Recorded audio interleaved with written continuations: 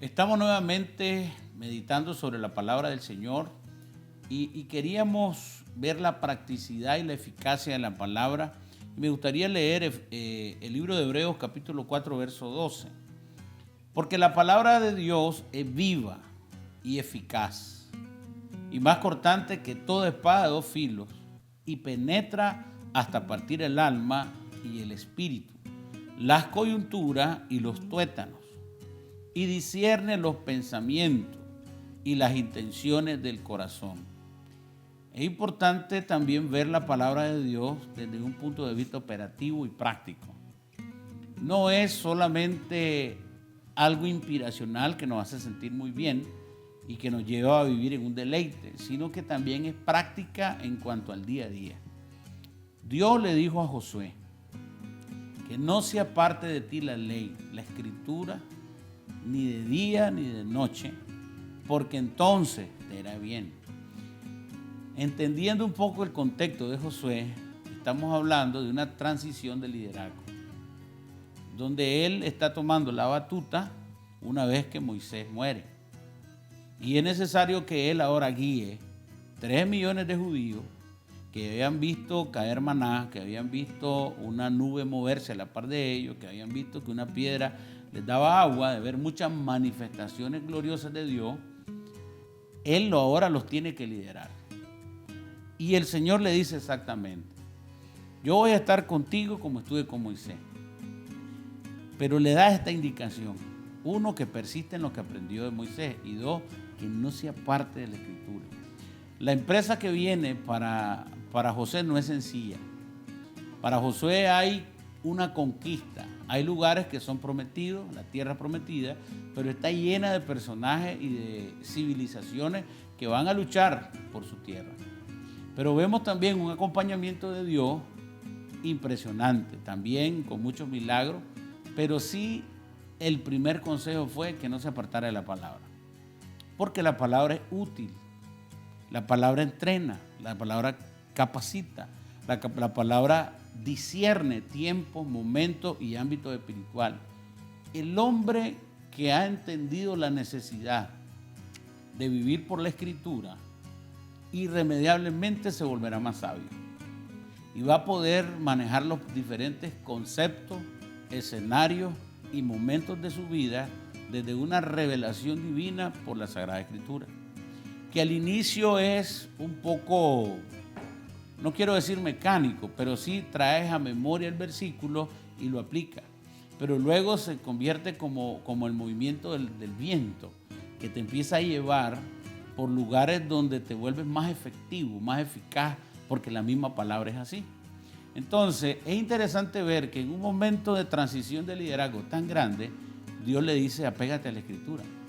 Ahora, todos estamos viviendo transiciones, en un trabajo, en la casa, en la universidad, y cuanto más escritural sea en cuanto a mi actuar en los diferentes escenarios, mis resultados van a ser mejores. Por eso hablo de la practicidad de la palabra. Aparte de todo lo que hemos dicho, la palabra es funcional, es efectiva, deja rédito, deja fruto. Entonces, estaba viendo ayer un rótulo sobre un pensamiento de George Washington que dice que el éxito de una nación es que medite en la palabra de Dios. Interesante, porque la palabra de Dios trae luz, trae revelación, trae el conocimiento divino. Y los cielos y la tierra pasarán, es decir, las diferentes civilizaciones van a evolucionar, pero la palabra nunca dejará de pasar. Los cielos y la tierra pasarán, mas su palabra no pasará de moda, no pasará de falta de conocimiento. Siempre hoy nosotros podemos ver los descubrimientos científicos que hoy más que nunca están avalando lo que la Escritura dice. Entonces, operativamente, el creyente debiera de ver la Biblia o la Escritura o la palabra de Dios que nos fortalece también como algo que nos da herramienta para el día a día. No es algo del domingo, no es solo el culto, qué buena palabra, no. Es un tema que en la medida que yo escudriño, yo voy a ser como ese general de ejército que fue Josué, porque él fue un general, él tuvo que combatir y tuvo que hacer muchas cosas, desarrollar estrategias que antes no había visto, porque con Moisés no tuvo esa temporada, él se desarrolló en el desierto, él fue siervo de Moisés, pero hay un montón de acciones que él tuvo que desarrollar desde una revelación escritural. Hoy en día, todos necesitamos la revelación de las Escrituras para ser funcionales, eficaces, completos y cabales. Y tal vez, pastor, esta parte de la importancia de la palabra sobre nuestra vida no es la primera vez que lo escuchamos. No. Tal vez lo hemos escuchado en muchas ocasiones. La pregunta a nosotros para reflexionar es, ¿por qué no hacemos un cambio? Porque lo escuchamos, pero siempre continuamos, tal vez en una condición donde nuestro tiempo de la palabra es cuando venimos a un servicio. O sea, yo vengo a escuchar la palabra a través del predicador. Descanso en esa asignación, en esa herramienta tan poderosa, en esa bendición, en ese deleite, lo pongo en otra persona. Y entonces me estoy perdiendo de mucho. Y dejo lo de deleitarme en la palabra solo en lo que dilata un servicio de domingo. Y entonces cuando eso acontece, nosotros nos vamos a dar cuenta que en el hombre interior está débil, porque nosotros no lo estamos alimentando, no lo estamos fortaleciendo. Y espiritualmente lo pudiéramos ver que estaríamos en una condición donde somos inexpertos en la palabra o hay una madurez en nosotros. Entonces la condición no la va a definir lo externo, la condición la va a definir la decisión que nosotros estamos tomando. Pero ¿qué cosas nosotros pudiéramos hacer, pastor, para empezar a hacer un cambio? Yo sé que tenemos que tomar una decisión, pero ¿qué cosas pudieran ser prácticas para empezar a salir de ese lugar donde nosotros estamos? Y compartíamos en el programa anterior, pastor, que es como la persona que quiere ir al gimnasio para mejorar su condición física. El primer día no lo va a lograr, pero poco a poco, cuando comienzan a pasar las semanas, cuando comienzan a pasar los meses, ahí sí va a poder alcanzar algo y va a ver cómo en el tiempo levanta más peso del peso que empezó a levantar en el inicio. Y entonces así tiene que ser con la palabra. Yo en algunas ocasiones yo le digo a las personas, está bien, empiece, si usted no lee nada, empiece leyendo 3 versículos, pero hágalo de forma sistemática, es decir, empiece con el libro de Juan, el capítulo 1, y lea los primeros 3 versículos. Y usted va a decir, es poco. No, pero está bien, empiece por ahí, medítelo y trate de ver que Dios le está hablando. Ahora, hay yo no sé qué cantidad